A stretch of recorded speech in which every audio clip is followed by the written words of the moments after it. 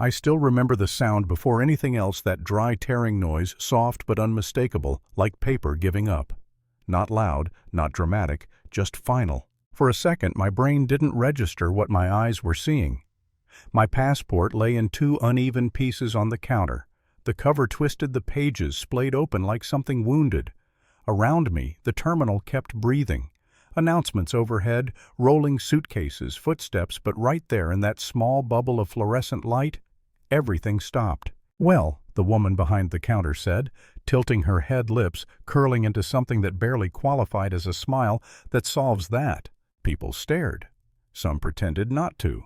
Most did what people always do when something ugly happens in public. They froze, waiting to see who would have the courage to react first. I didn't scream, I didn't lunge, I didn't even raise my voice. I just looked at the pieces of my passport, then back at her and said very calmly, "Do you understand what you just did?" She laughed under her breath and reached for a button beneath the desk.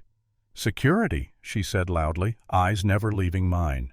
"We have a disruptive passenger." Disruptive, that was the word. 10 minutes earlier, I had been just another woman in line. Comfortable jacket, clean shoes, nothing flashy. No assistant hovering nearby, no logo screaming importance. Just me, my carry-on, and a first-class ticket tucked between the pages of the passport she'd decided didn't deserve to survive the inspection. When I stepped up to the counter, she'd looked at me the way people do when their brain is trying to reconcile two ideas that don't fit together, me and first class. "Are you sure you're in the right line?" she'd asked, dragging the question out like it was a favor. I smiled politely. "Yes." She flipped through my passport slowly, painfully. Slowly, pausing at stamps like they were accusations. Meanwhile, the man behind me, white mid-40s, expensive watch, handed his over, got a glance and a boarding pass within seconds. "You travel a lot," she said, eyes narrowed. "I do. For work." "Yes." She hummed, skeptical. Doing what exactly? There it was. The part they never put in the training manuals. I could have answered with my title. I could have dropped names. I didn't.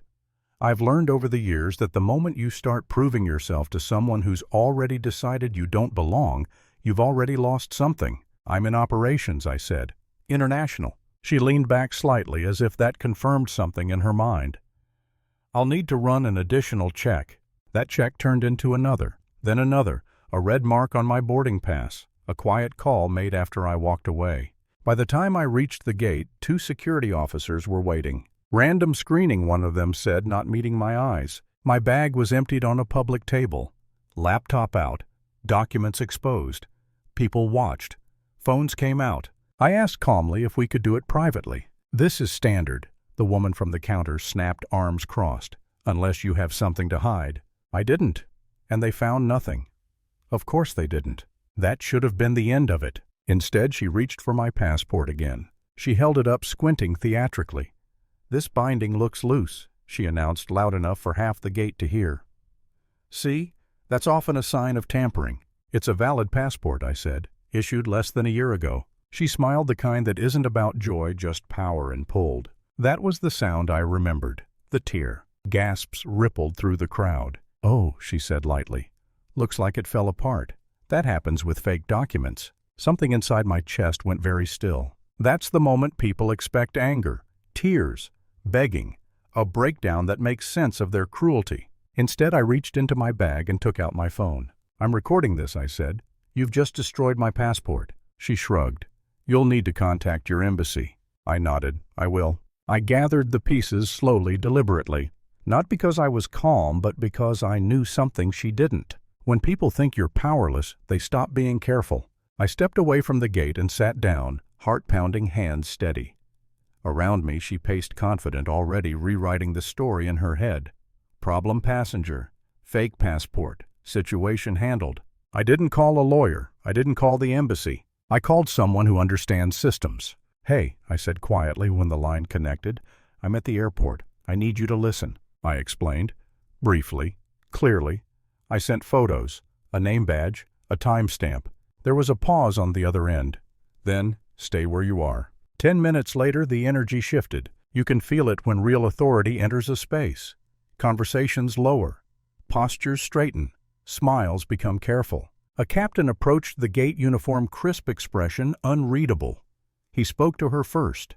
She gestured toward me, animated, confident, certain she was about to be validated. Then he turned to me. "Ma'am," he said, "I understand there's been an incident." "Yes," I replied, "there has." He glanced at the passport fragments in my hand. His jaw tightened slightly. "We should continue this somewhere private." Her smile faltered just for a second. In the office, the door closed. A tablet was placed on the table, recording on. She talked fast. Security concerns, suspicious behavior, protocol. He listened, took notes, asked questions, precise ones. Then another person entered. Then another. A screen lit up with faces I recognized very well, even if she didn't. Finally, I spoke. "My name," I said, "is Claire Morgan." I let that sit. "I oversee operational audits for a parent company that holds controlling interests in several transportation groups, including this one." Silence. I didn't raise my voice. I didn't accuse. I didn't threaten. "I travel the way passengers travel," I continued. "No announcement. No special treatment. To see what really happens when no one thinks it matters." She looked at me, then really looked, and for the first time there was no smirk. Just confusion, then fear. "I didn't know," she whispered. "That's exactly the problem," I said. "You didn't need to know." The footage played, multiple angles, the tear clear as day. Policies were quoted, complaints referenced, patterns revealed. She shrank with every minute. In the end, no one yelled, no one gloated. The decision was calm. Administrative leave, investigation, authorities notified. I stood, gathered my things, and turned toward the door. "Wait," she said suddenly. "Please, I've been doing this job for 15 years. I paused, looked back at her. "I've been dealing with people like you for longer than that," I said quietly. "The difference is, today, you were being observed." I walked out. Weeks later, changes rolled out. Training, new procedures, real accountability. I got a new passport.